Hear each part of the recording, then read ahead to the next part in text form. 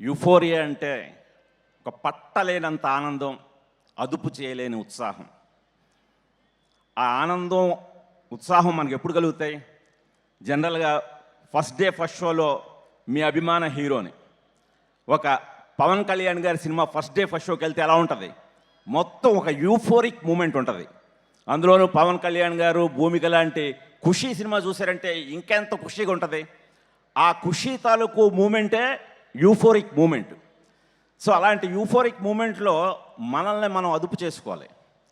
అదుపు తప్పామంటే, అదుపు తప్పి విచక్షణ కోల్పోతే అది జీవితాన్ని చాలా ప్రమాదంలో పడేస్తుంది. యూత్ ఇప్పుడు నిజంగానే ఇది ఆలోచించాల్సిన విషయం. మనకు ఎన్నో అవకాశాలు ఉన్నాయి. ఆ అవకాశాలని సద్వినియోగం చేసుకోలే తప్పితే పక్కదారి పడితే జీవితాలు ఎలా నాశనం అయిపోతాయో, ఎంతటి పరిణామాలు ఎదుర్కోవాలో యూఫోరియా మీకు ఎంత సరదాగా ఉంటుందో ఆ సరదా తీర్చేసేలా కూడా ఉంటుంది ఈ సినిమా. అందుకని ఖచ్చితంగా మీ అందరికీ, యూత్కే కాదు ఫ్యామిలీస్ అందరూ కూడా, ఇందులో ఒక అడాల్సెన్స్ ఏజ్ గురించి చెప్పాను. 13 to 19 years ఏజ్ గ్రూపు ఎంత ప్రమాదకరం అంటే చాలా క్లిష్టమైన దశ. ఆ ఏజ్లో మనం వ్యక్తిగా నిర్మింపబడతాం.